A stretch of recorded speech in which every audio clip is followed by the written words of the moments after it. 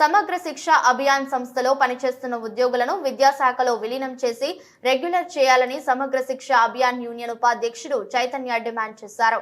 శనివారం జీవీఎంసీ గాంధీ విగ్రహం వద్ద చేపట్టిన 11వ రోజు రిలే నిరాహార దీక్షలో ఉద్యోగులంతా భిక్షాటన చేశారు.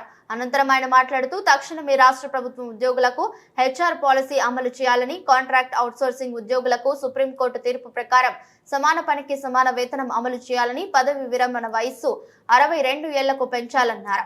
వేతనంతో కూడిన మెడికల్ లీవులు మంజూరు చేయాలని, మెరుగైన హెల్త్ స్కీమ్ అమలు చేయాలని కోరారు. ఈ కార్యక్రమంలో పలువురు ఉద్యోగులు పాల్గొన్నారు.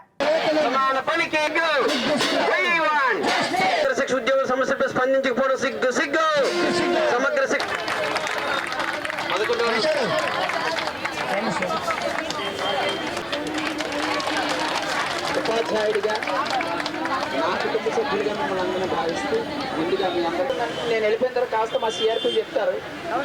నా సొంత ఆడపిల్ల అమ్మాయి నాగమణి అండి. విశాఖపట్నం జిల్లా ఆనందపురం కస్తూరిబా పాఠశాలలో ఇంగ్లీష్ ఉపాధ్యాయురాలుగా పనిచేస్తున్నాను.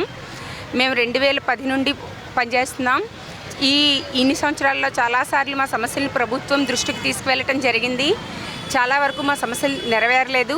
కాబట్టి జేఏసీ ఇచ్చిన పిలుపు మేరకు గత 11 రోజుల నుంచి మేము సమ్మెకి రావడం జరిగింది. ఈ 11 రోజుల్లో మేము చేసే ఈ ఉధృత దృష్ట్యా ప్రభుత్వం మమ్మల్ని చర్చలకు ఆహ్వానించింది. చాలా శుభ పరిణామం.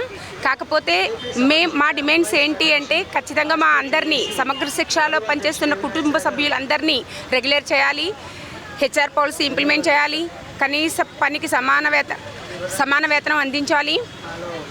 ఇలాంటివన్నీ ఈ రోజు జరిగే చర్చల్లో తీరుతాయని మనస్ఫూర్తిగా కోరుకుంటున్నాం. నా పేరు డి లక్ష్మి. నేను కస్తూర్బా స్కూల్ భీమిలిలో సోషల్ టీచర్గా వర్క్ చేస్తున్నాను. మా ఉద్దేశం ఏంటంటే, ప్రభుత్వానికి ఎప్పుడు మేము వ్యతిరేకంగా మాట్లాడలేదండి.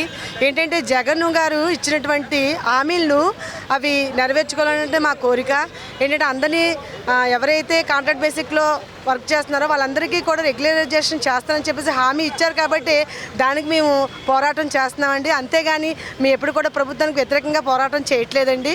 ఏంటంటే మాకు ఇచ్చిన హామీని కంపల్సరీగా నెరవేర్చినట్లయితే మళ్ళీ ఇదే ప్రభుత్వాన్ని మేము ఓటు వేసి ఎన్నుకుంటామండి.